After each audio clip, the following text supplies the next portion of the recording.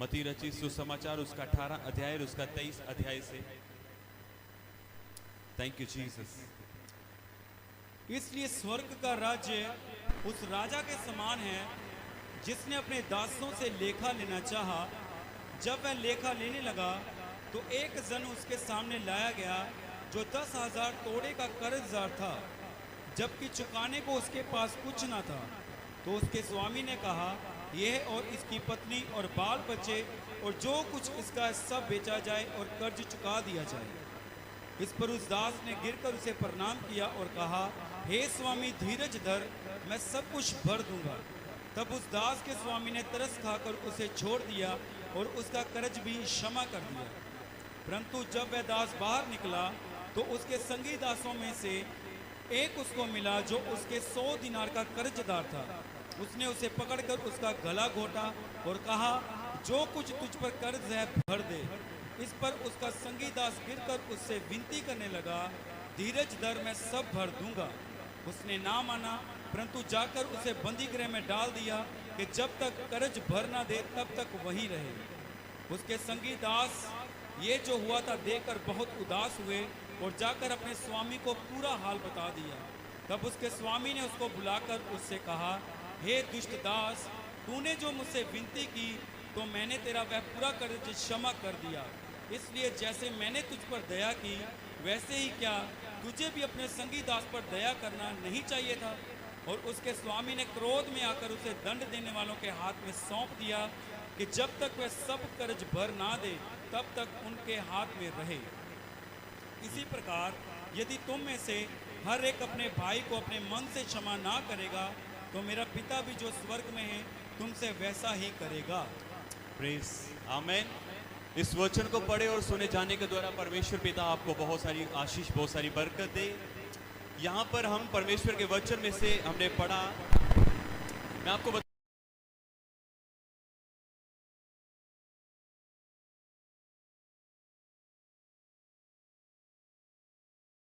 आमेन। एक मसीह व्यक्ति का जीवन कैसा होना चाहिए?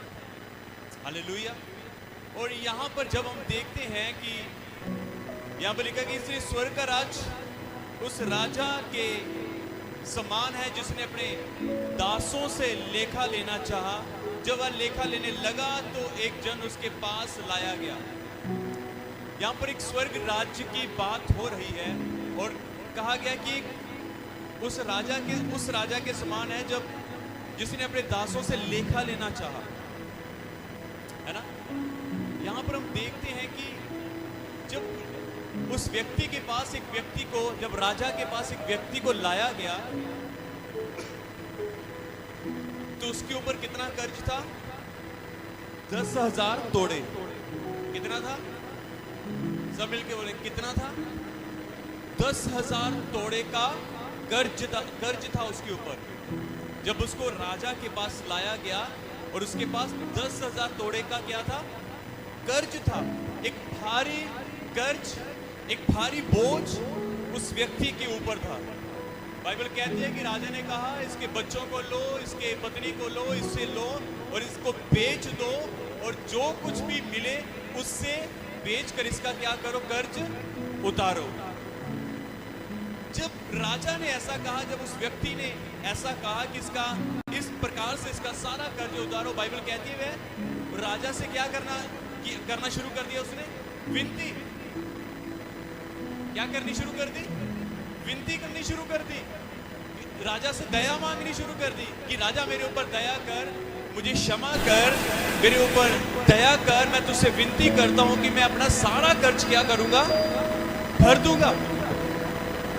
निवेदन किया, विनती की कि मैं अपना सारा कर्ज क्या करूंगा? अपना सारा कर्ज भर दूंगा।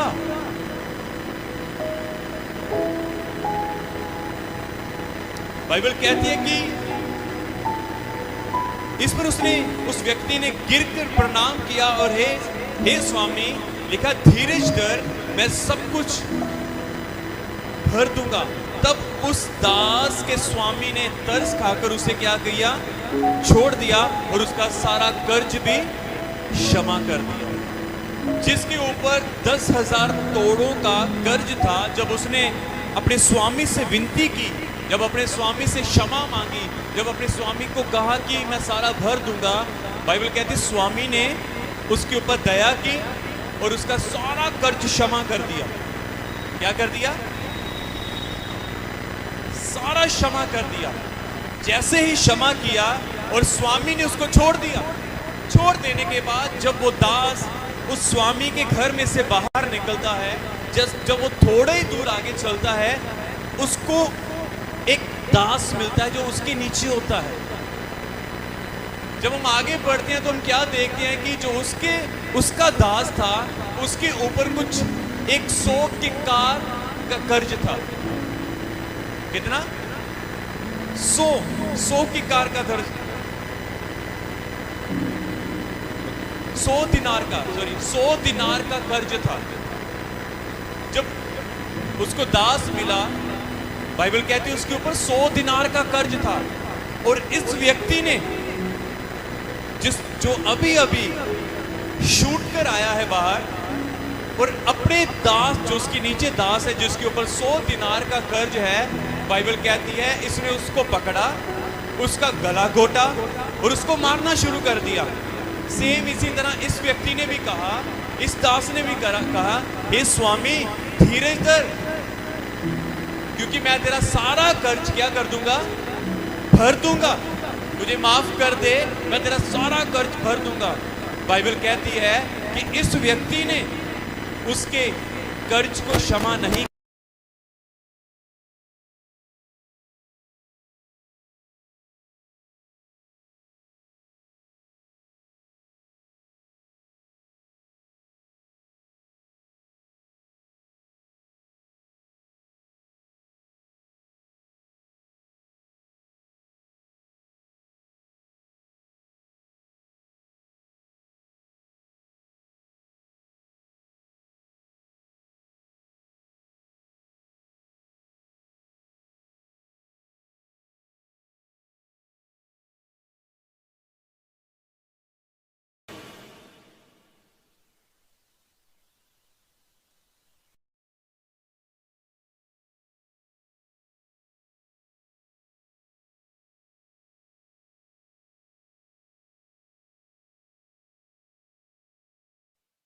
उसके स्वामी ने उसको बुलाकर अपने पास बुलाया, कहा हे दुष्ट दास। क्या कहा? दुष्ट। बाइबल कहती है कि जो दूसरों के ऊपर दया नहीं करते वो कौन है? दुष्ट। वो कौन है? दुष्ट। बाइबल उन लोगों को दुष्ट कहती है। तब उस स्वामी ने कहा, हे दुष्ट, तूने जो मुझसे विनती की तो मैंने तेरा पूरा कर्ज क्षमा कर दिया। क्या तुझे भी अपने संगी दास पर दया करनी ना चाहिए थी? वो कह रहा है, जो स्वामी था वो कह रहा है कि हे दुष्ट, जब मैंने तेरा सारा कर्ज क्षमा कर दिया, जब मैंने तेरा सारा कर्जा माफ कर दिया और मैंने तुझको छोड़ दिया, मैंने तुझको जाने दिया, क्या तुझे भी वैसा नहीं करना चाहिए था? क्या तुझे भी ऐसा नहीं होना चाहिए था? मैंने तेरे 10,000 तोड़े का कर्ज क्षमा कर दिया और तेरे दास के ऊपर जो 100 दिनार का कर्ज था, तूने उसको भी क्षमा नहीं किया। कहा, हे दुष्ट, जो लोग दूसरों के ऊपर दया नहीं करते, बाइबल उन लोगों को दुष्ट कहती है। अब इस बात को समझे। तभी मैंने कहा कि एक मसीह व्यक्ति कैसा होना चाहिए, उसका जीवन कैसा होना चाहिए।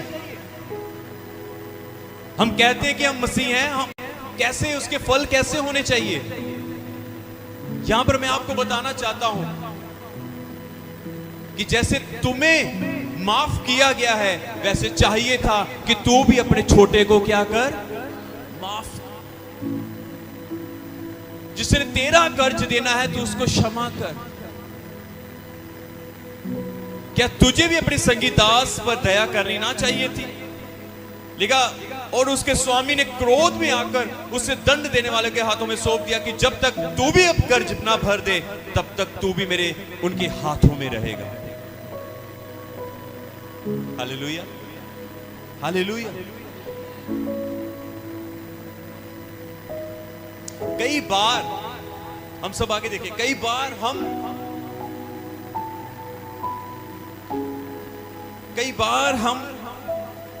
हमारी बारे में यदि कोई गलत बोल दे तो हमें बड़ा गुस्सा आ जाता है ना। कई बार जब कोई हमारी विरोधता में कोई बोल दे तो क्या होता है, बड़ा गुस्सा आ जाता है। हमें इतना गुस्सा चढ़ता है कि हम चले जाते हैं उसके पास कि तूने मुझे ऐसा बोला तो बोला क्यों, तूने मेरी विरोधता में ऐसी बातें की तो क्यों कैसे की तूने।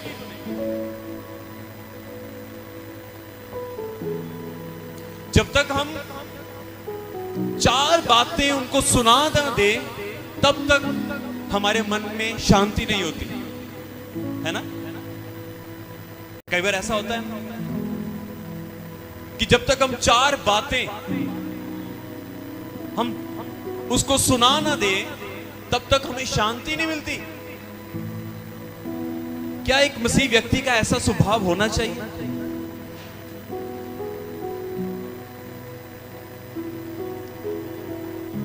हालेलुया। हम उससे लड़ने के लिए चले जाते हैं, हम उससे पूछने के लिए चले जाते हैं, हम उसका विरोध करने के लिए चले जाते हैं।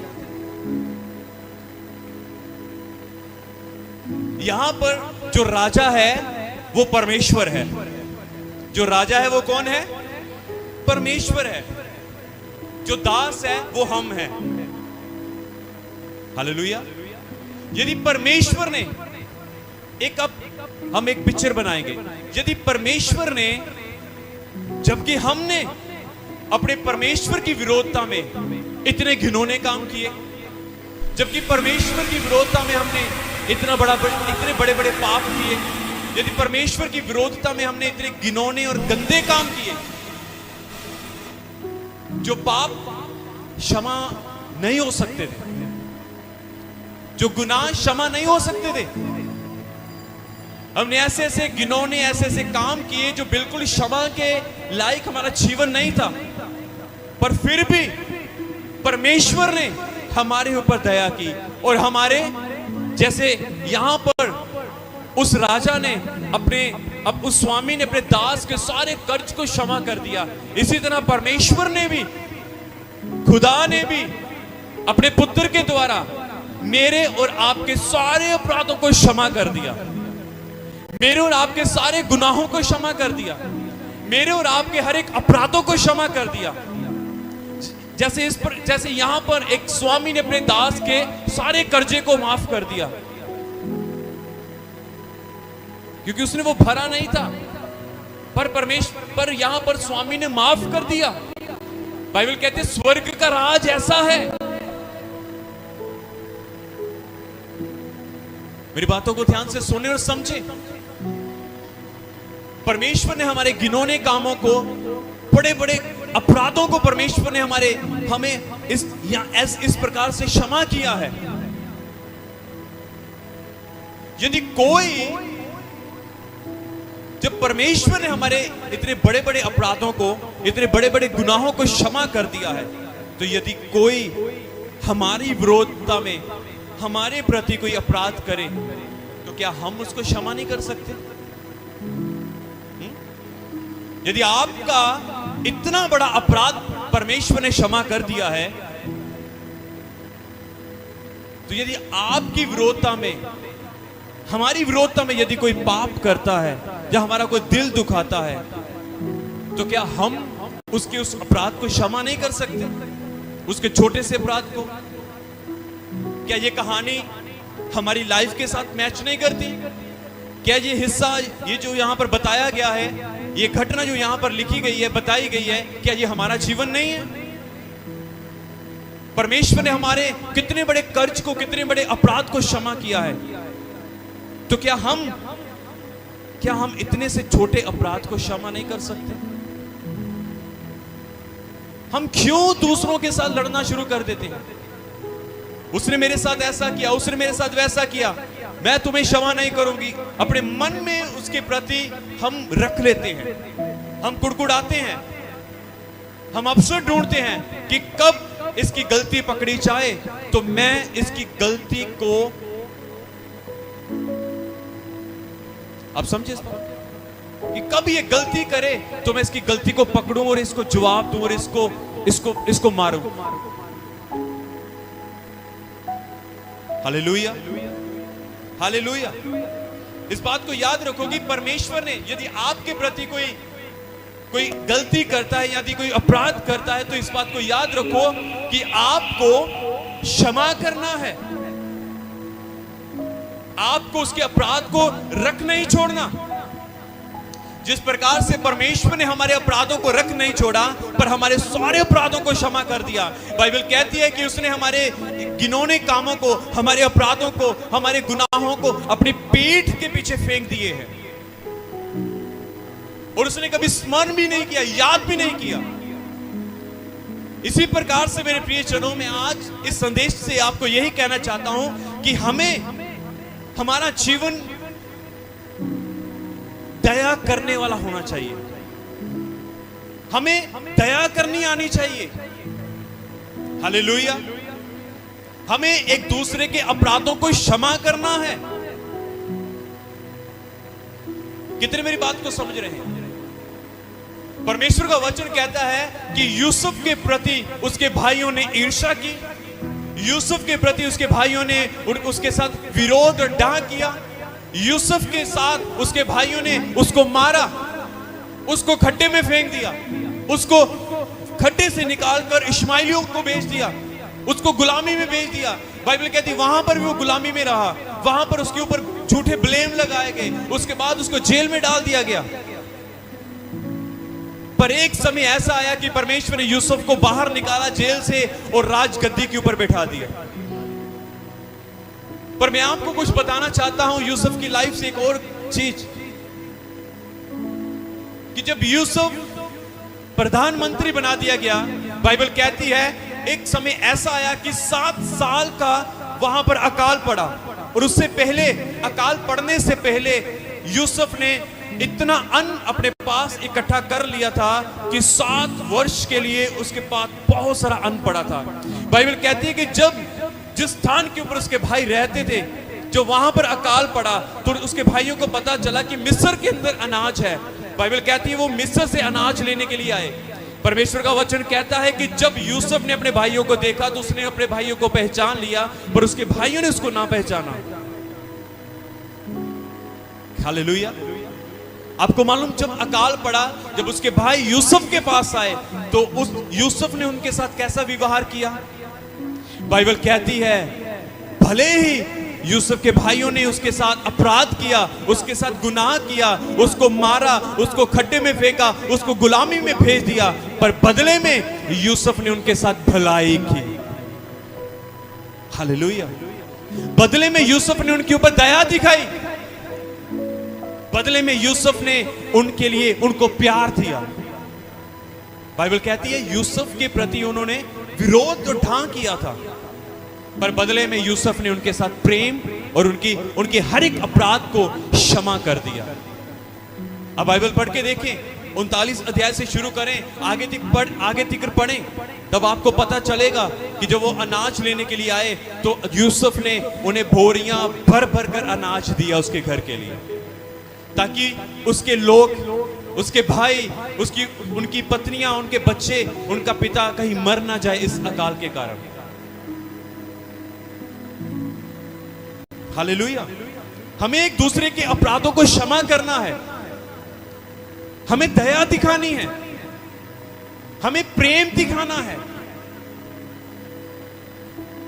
इस बात को याद रखना है कि परमेश्वर ने मेरे एक भारी बोझ को, मेरे एक भारी अपराध को अपने पीठ के पीछे फेंक दिया है और उसने कभी उस अपराध को याद नहीं किया। इसी प्रकार से हमें भी हमारे प्रति किए गए छोटे छोटे गुनाह, छोटे छोटे अपराध, छोटे किसी न किसी बात से हो सकता है आपका दिल दुखा हो, पर आपको एक बड़ा दिल रखते हुए उसको क्षमा करना है और अपने जीवन से अपने परमेश्वर का स्वभाव दिखाना है। चाहे वो मसीह में है कोई, चाहे वो अन्य जाति में है कोई। यदि आपके प्रति किसी ने ऐसा अपराध किया है तो आपको परमेश्वर के जैसा हम भी एक अन्य जाति लोग थे और परमेश्वर ने हमारे हर एक अपराध को क्षमा किया। इसी तरह मेरे प्रियजनों, हमें यदि कोई कलीसिया में कोई ऐसा है जिसने आपका कोई दिल दुखाया हो, यदि बाहर आपके आस पड़ोस में या मोहल्ले में किसी ने आपका दिल दुखाया है, अन्य जातियों में से किसी ने आपका दिल दुखाया है, तो आपको अपने हृदय से उन्हें क्षमा करना है, उन्हें माफ करना है। कितने लोग समझे मेरी बातों को? Hallelujah, hallelujah, hallelujah.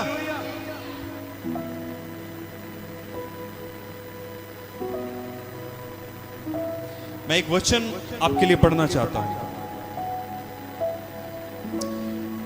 यदि आप कुलुसियों की किताब उसका 3 अध्याय पढ़ेंगे, यहां पर ऐसा लिखा है, इसलिए परमेश्वर के चुने हुओं के समान जो पवित्र और प्रिय हैं, बड़ी करुणा और भलाई और दीनता और नम्रता और सहनशीलता धारण करो।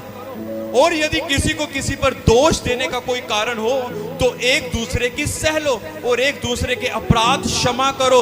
जैसे प्रभु ने तुम्हारे अपराध क्षमा किए वैसे ही तुम भी करो। आमेन, हालेलुया। एक दूसरे के अपराधों को क्या करो? क्षमा करो, एक दूसरे की सह लो। यदि तुम्हें किसी के पास किसी को दोष देने का अवसर है तो एक दूसरे की सह लो और एक दूसरे के अपराध क्षमा करो, जिस प्रकार से परमेश्वर ने हमारे सारे अपराधों को क्षमा किया है। मेरे प्रियजनों, मैं बाइबल के अंदर एक बात बताना चाहता हूं कि एक व्यक्ति था, जब यीशु मसीह को क्रूस के ऊपर चढ़ाया गया, बाइबल कहती है बहुत सारे लोगों ने यीशु मसीह को मारा, उसके ऊपर थूका गया, यीशु मसीह के ऊपर मारा गया, थूका गया और उसको कहा गया कि भविष्यवाणी कर, तुझे किसने मारा है? उसके प्रति भारी अपराध किया गया, वो निर्दोष था। क्रूस के ऊपर लटकाया गया यीशु मसीह को। जब क्रूस के ऊपर लटकाया जाता है, बाइबल कहती है यीशु मसीह ने कहा, हे पिता इन्हें क्षमा कर क्योंकि ये नहीं जानते कि ये क्या कर रहे हैं। इसी तरह मेरे प्रियजनों, हमें भी जो आपका दिल दुखाते हैं वो नहीं जानते कि वो क्या कर रहे हैं। परमेश्वर ने हमारे एक भारी अपराध को क्षमा किया। वो कोई भी हो सकता है, आपके पड़ोस में हो सकता है, आपके घर में हो सकता है, वो आपका दोस्त हो सकता है, वो कोई भी हो सकता है। हालेलुया। खुदा ने कहा ये नहीं जानता कि, प्रभु ने, यीशु ने कहा कि परमेश्वर इन्हें माफ कर क्योंकि ये नहीं जानते कि ये क्या कर रहे हैं। हालेलुया। मैं आगे आपको बताना चाहता हूं कि जब यीशु मसीह को क्रूस के ऊपर थे, वहां पर एक व्यक्ति आया जिसने यीशु मसीह को देखा। हम सब जानते हैं कि यीशु मसीह के बदन के ऊपर, उनके तन के ऊपर कपड़ा नहीं था, वो नेकड़ थे। और यीशु मसीह के पास क्रूस के पास एक व्यक्ति आया जिसका नाम, वो एक अरिमतिया का यूसुफ था। उसका नाम यूसुफ था और बाइबल कहती है उसने यीशु मसीह के शव को मांगा। और बाइबल कहती है कि उस व्यक्ति ने, जो अरिमतिया का यूसुफ था, उसने यीशु मसीह के बदन को ढांपा। यीशु मसीह के बदन को क्या किया? कवर कर दिया। हालेलुया। यहां से हम ये बात सीख सकते हैं कि हमें एक दूसरे के अपराध को ढांपना है। यहां से हम सीख सकते हैं कि हमें अपराधों को, हमें गलतियों को ढांपना है, ना कि किसी की गलतियों को या किसी की चीजों को उछालना। हमें ढांपना आना चाहिए, हमें अब ढांपना आना चाहिए। एक दूसरे के अपराधों को क्षमा करना आना चाहिए। प्रभु का वचन कहता है मेरे प्रियजनों, जो दया करना जानता है, अगर वो दया नहीं करता तो उसका न्याय भी बिना दया के होगा। हालेलुया। जो दया करना जानता है और दया नहीं करता उसका न्याय भी।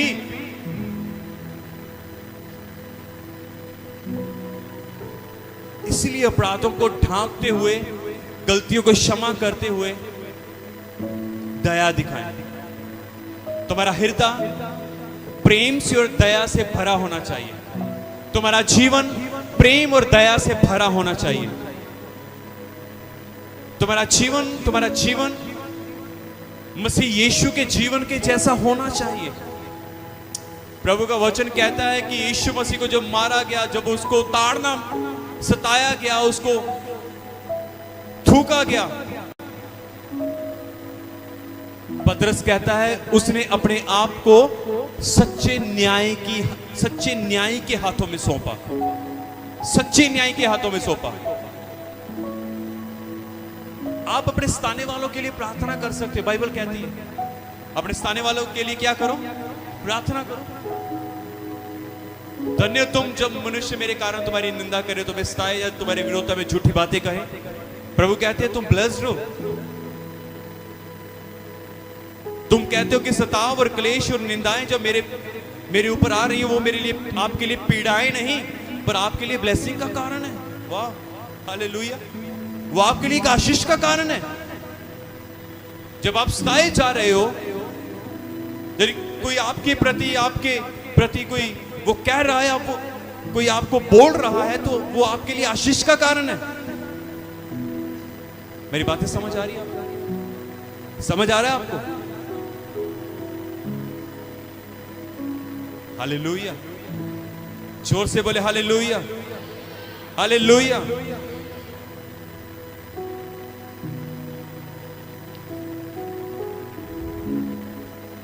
एक मसीह व्यक्ति का जीवन कैसा होना चाहिए? दया करने वाला, अपराधों को भूलने वाला। प्रभु का वचन कहता है दुष्ट अपने ही अधर्म के कर्मों से फंसेगा और अपने ही पाप के बंधनों से बंधा रहेगा। देखा, दुष्ट। तो जब जो घटना मैंने आपको बताई है, बाइबल कहती है जब उसके अपराध को उसके स्वामी ने क्षमा कर दिया, जब उसने अपने दास के अपराधों को, उसके कर्ज को क्षमा ना किया, तो उस स्वामी ने कहा, हे दुष्ट। क्या कहा? हे दुष्ट, जब मैंने तेरे अपराध को, तेरे सारे कर्ज को क्षमा कर दिया, तो तुझे भी चाहिए था कि तू अपने दास के सारे कर्ज को क्षमा करता। बाइबल कहती है दुष्ट अपने ही अधर्म के कर्मों से फंसेगा। वो छोड़ दिया गया था, पर उसके अधर्म के कारण वो फिर से फंस गया। वो छोड़ दिया गया था। अब समझो इस बात को, परमेश्वर ने आपके सारे अपराध को क्षमा कर दिया है। अब आप छोड़ दिए गए हो, अब आप आजाद हो, अब आप फ्री हो। यदि आप फिर से वो दुष्ट काम करोगे तो आप फिर से फंस सकते हो। मेरी बात समझ आई आपको? यदि आप फिर से वो दुष्ट काम करोगे, परमेश्वर ने आपके सारे अपराधों को क्षमा कर दिया, यदि आप फिर से दुष्ट अपने ही अधर्म के कर्मों से फंसेगा और अपने ही पाप के बंधनों में बंध जाएगा। क्या आपने पढ़ा? एंड में क्या लिखा है? यहां पर लिखा है, इसी प्रकार यदि तुम में से हर एक अपने भाई को मन से क्षमा ना करे, तो मेरा पिता जो स्वर्ग में है तुम्हें भी, तुमसे भी वैसा ही करेगा। वो वैसा ही करेगा। हालेलुया। इसलिए चाहिए कि हर एक प्रत्येक व्यक्ति को, हर एक परमेश्वर के जन को परमेश्वर के जैसा स्वभाव दिखाना है। उसका स्वभाव दया करने वाला स्वभाव है। आमीन। उसका स्वभाव प्रेम करने वाला स्वभाव है। उसका स्वभाव अपराध को क्षमा करना और अपराधों को ढांपना है।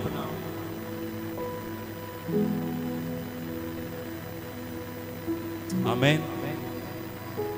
आपको मालूम,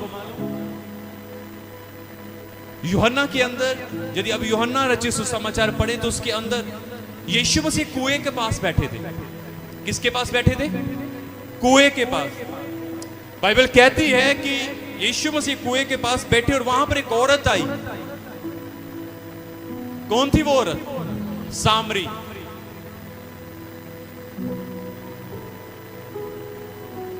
यीशु मसीह के चेले 7 थे पहले, पर यीशु मसीह ने अपने चेलों को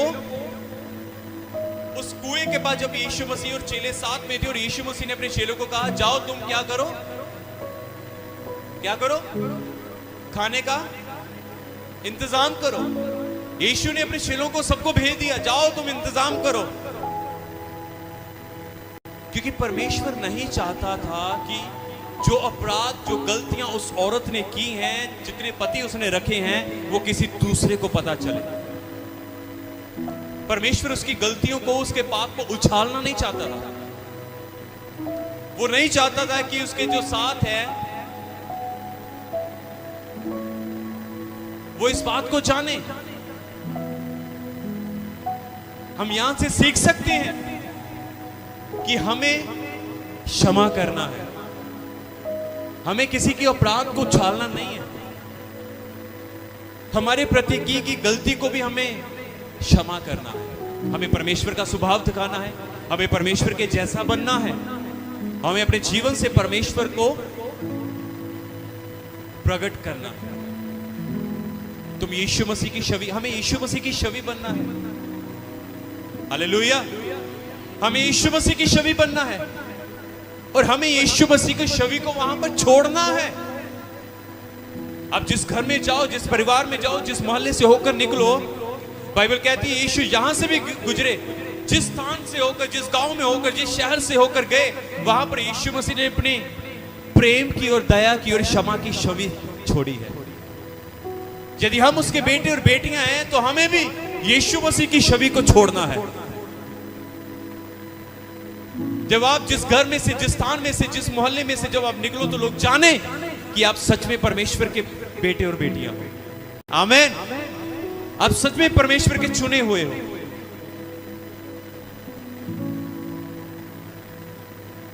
हालेलुया। यदि आप दानियल के जीवन से पढ़ो तो बाइबल कहती है कि दानियल ने अपनी छवि को छोड़ा, उसने परमेश्वर की छवि को छोड़ा। लोगों ने जाना कि निश्चय यहोवा इनके साथ है।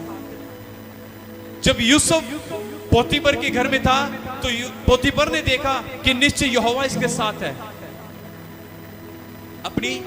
अपने पीछे एक छवि को छोड़ो।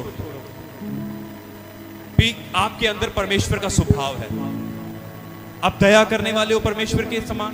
अब जैसे परमेश्वर दया करने वाला है, आप भी दया करने वाले हो। जैसे परमेश्वर प्रेमी है, आप भी प्रेमी हो। आमीन।